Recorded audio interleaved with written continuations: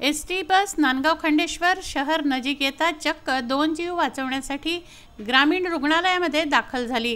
गुरुवारी अकोट आगाराची अकोट ते Yavatmal ST bus यवतमाळला जात होती। ही गाडी चोरमावली येथे आल्यानंतर 8 महिन्याची गरोदर असलेल्या वृषाली अमोल मोहोकार नामक महिलेला प्रसूती वेदना सुरू झाल्या।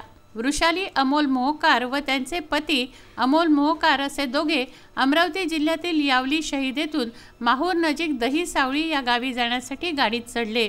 वृषाली मोहोकार यांना प्रसूती वेदना सुरू झाल्या असता त्यांनी याबाबत माहिती चालकाला दिली। बस वाहक ए.के. जाधव यांना याबाबत सांगितलं असता त्यांनी प्रवाशांच्या मदतीने जवळ असलेले नांदगाव खंडेश्वर येथील ग्रामीण रुग्णालय गाठले। तेथे अधीक्षिका डॉक्टर प्रवीणा देशमुख यांच्याशी संपर्क केला। बसमध्ये असलेल्या महिला प्रवाशांनी वृषाली यांची मदत केली, परंतु बस ग्रामीण रुग्णालयाच्या जवळ येताच वृषालीची प्रसूती बसमध्ये झाली। बस चालक व्ही.ए. इंगळे व वाहक ए.के. जाधव यांच्या प्रसंगावधानाने नांदगाव खंडेश्वरच्या ग्रामीण रुग्णालयात बस तात्काळ नेण्यात आली। ग्रामीण रुग्णालयामध्ये डॉक्टरांची टीम सज्ज होती।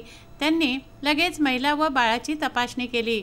नागरिकांच्या सहाय्याने स्ट्रेचरवरून महिलेला व तिच्या बाळाला नेण्यात आलं। या दोघांनाही तेथे दाखल करण्यात आलं असून त्यांची प्रकृती उत्तम असल्याचं अधीक्षिका डॉक्टर प्रवीणा देशमुख यांनी सांगितलं आहे। एसटीचा प्रवास करत असताना अनेकदा कटू अनुभव येत असतो, परंतु चालक व वाहकाच्या समयसूचकतेमुळे महिला व तिच्या बाळाचा जीव बचावला आहे। या चालक व वाहकावर कौतुकाचा वर्षाव होतो आहे। पुढे गाडी निघाली आणि गाडी सांगितले डिलिव्हरीच्या कडा येऊन राहिल्या, तर गाडी इथं पीएससीला आणली नांदगाव खंडेश्वरला आणि गाडीमध्येच डिलिव्हरी झाली त्या बाईची।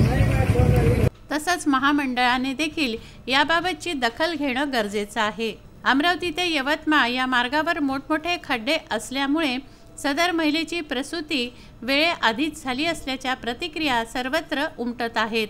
या प्रकरणाची दखल घेऊन सार्वजनिक बांधकाम विभागाने त्वरित मार्गांची दुरुस्ती करावी अशी मागणी उपस्थित प्रवाशांनी केली आहे।